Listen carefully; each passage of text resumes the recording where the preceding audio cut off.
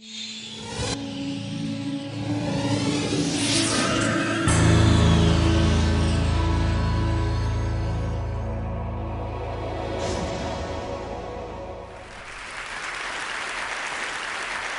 want to talk today about, I've been asked to take the long view. And I'm going to tell you what I think are the three biggest problems for humanity from this long point of view. Some of these have already been touched upon by other speakers, which is encouraging. It seems that there's not just one person who thinks that these problems are important. The first is death is a big problem.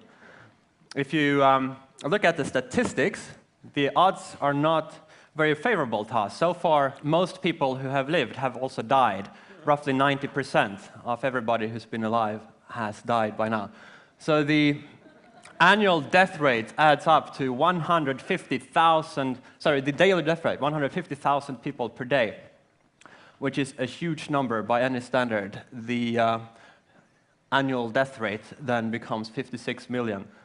If we just look at the single biggest cause of death, aging, it accounts for roughly 2/3 of all human people who die. That's up to an annual death toll greater than the population of Canada.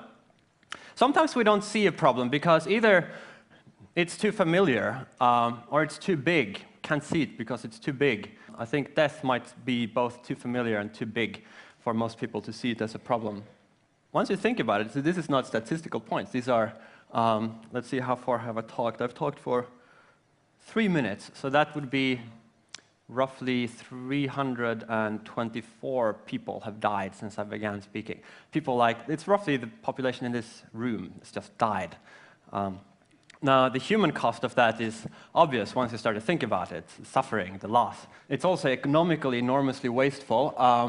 I'll just look at the information and knowledge and experience that is lost due to natural causes of death in general and aging in particular. Suppose we approximated one person with one book. Now, of course, this is an underestimation.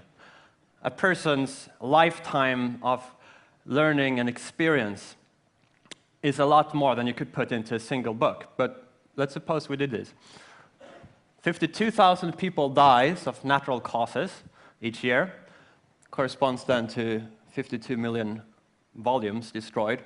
Library of Congress holds 18 million volumes. We are upset about the burning of the Library of Alexandria. It's one of the great cultural tragedies that we remember even today. But this is the equivalent of 3 libraries of Congress burnt down, forever lost each year. So that's the first big problem, and I wish Godspeed to Aubrey de Grey and other people like him to try to do something about this as soon as possible. Existential risk, the second big problem. Existential risk is a threat to human survival or to the long-term potential of our species. Now, why do I say that this is a big problem? Well, let's first look at the probability. This is very, very difficult to estimate. But there have been only 4 studies on this in recent years, which is surprising. You would think that it would be of some interest to try to find out more about this, given that the stakes are so big. But it's a very neglected area. But there have been 4 studies. One by John Leslie wrote a book on this. He estimated a probability that we will fail to survive the current century, 50%. Similarly, the Astronomer Royal, whom we heard speak yesterday, also has a 50% probability estimate. Another author doesn't give a numerical estimate, but says the probability is significant that we'll fail. I wrote a long paper on this. I said assigning a less than 20% probability would be a mistake in light of the current evidence we have. Now, the exact figures here you should take with a big grain of salt, but there seems to be a consensus that the risk is substantial. Everybody who has looked at this and studied it agrees. Now, if we think about what just reducing the probability of human extinction by just 1 percentage point, not very much. So that's equivalent to 60 million lives saved if we just count the currently living people, the current generation. 1% of 6 billion people is equivalent to 60 million. So that's a large number. If we were to take into account future generations that will never come into existence if we blow ourselves up, then the figure becomes astronomical. If we could eventually colonize a chunk of the universe, the Virgo supercluster, maybe it will take us 100 million years to get there, but if we go extinct, we never will. Then even a 1 percentage point reduction in the extinction risk could be equivalent to this astronomical number, 10 to the power of 32. So if you take into account future generations as much as our own, every other moral imperative of philanthropic cause just becomes irrelevant. The only thing you should focus on would be to reduce existential risk, because even the tiniest decrease in existential risk would just overwhelm any other benefit you could hope to achieve. And even if you just look at the current people and ignore the potential that would be lost if we went extinct, it should still have a high priority.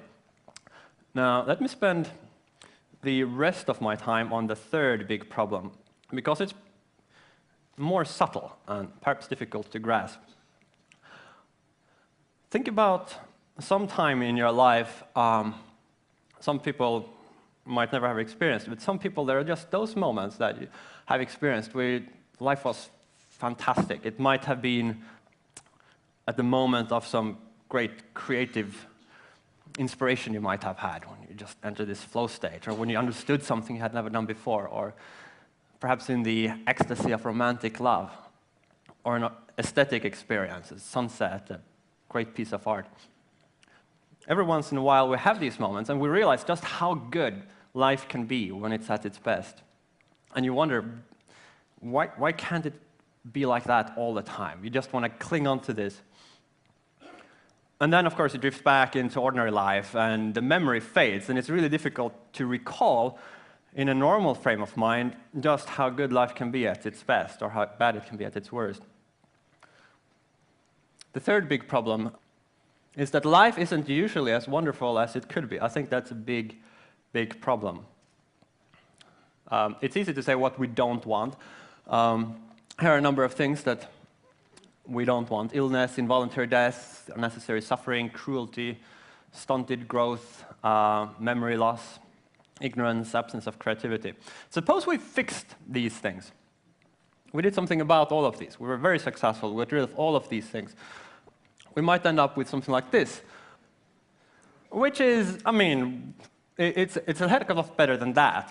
But is this really the best if we can dream of? Is this the best we can do? Or is it possible to find something a little bit more inspiring to work towards? And if we think about this, I think it's very clear that there are ways in which we could change things, not just by eliminating negatives, but adding positives.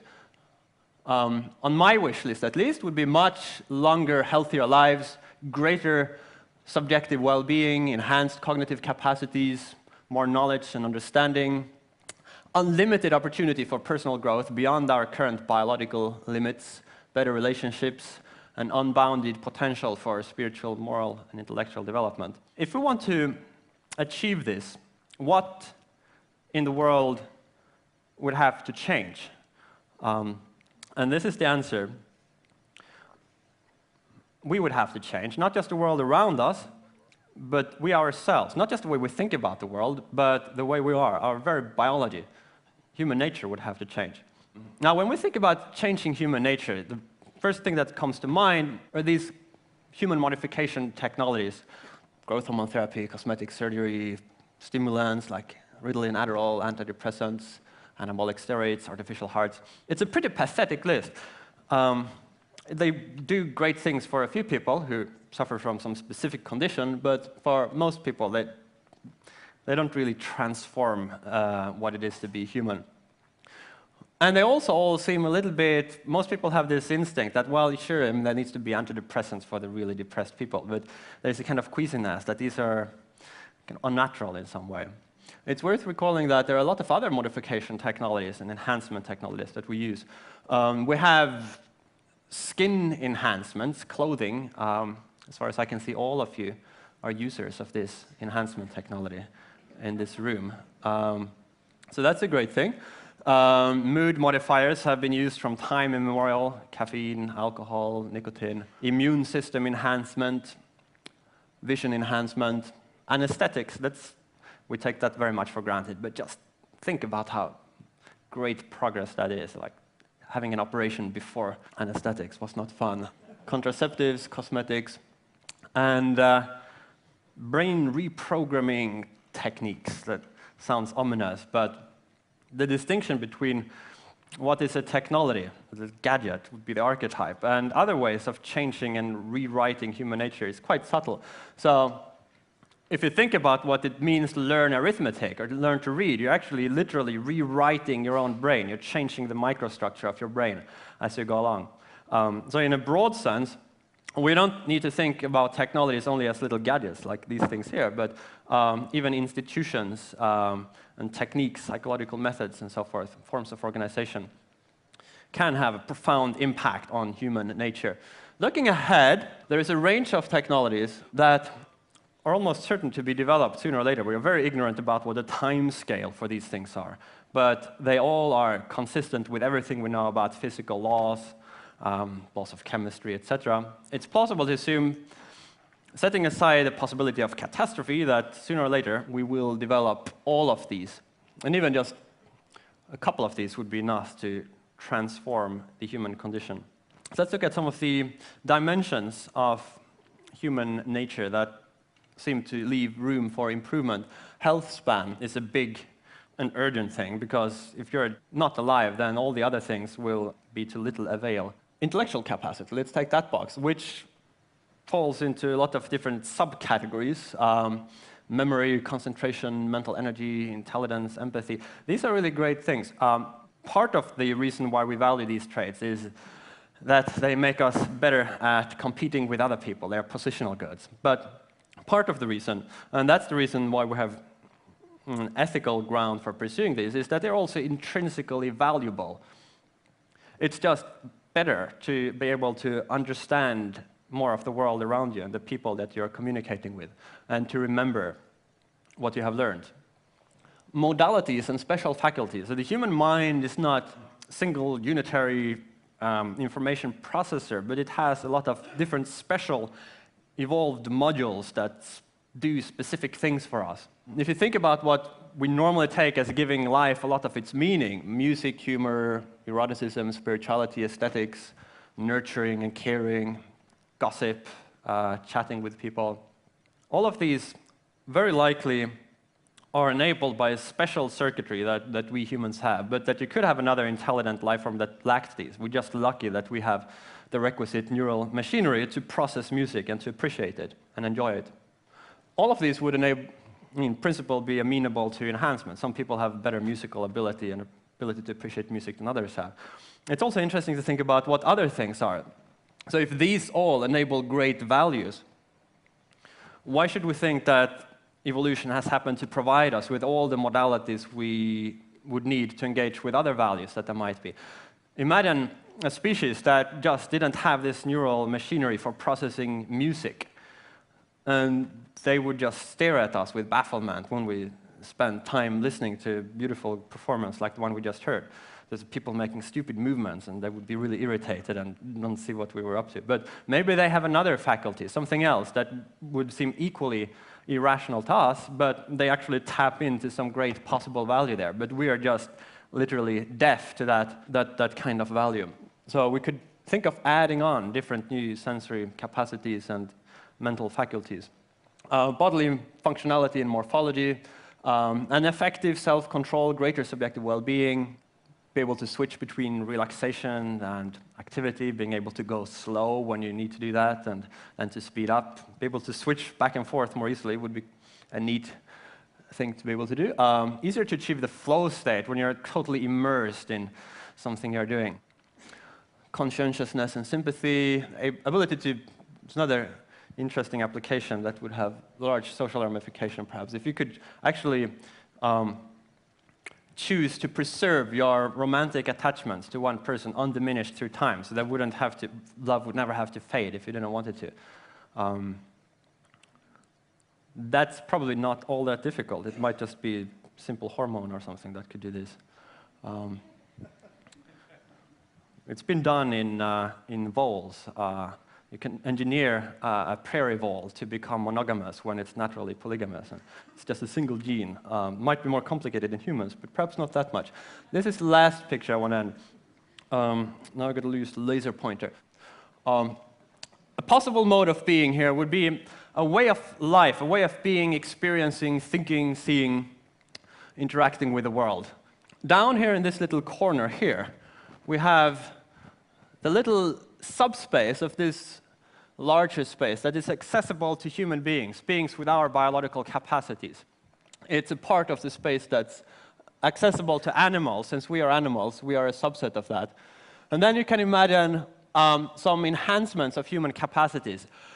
There would be different modes of beings you could experience if you were able to stay alive for, say, 200 years. Then you could live sorts of lives and accumulate wisdoms that are just not possible for humans as we currently are. So then you move up to this larger sphere of human plus, and you could continue that process and eventually explore a lot of this larger space of possible modes of beings.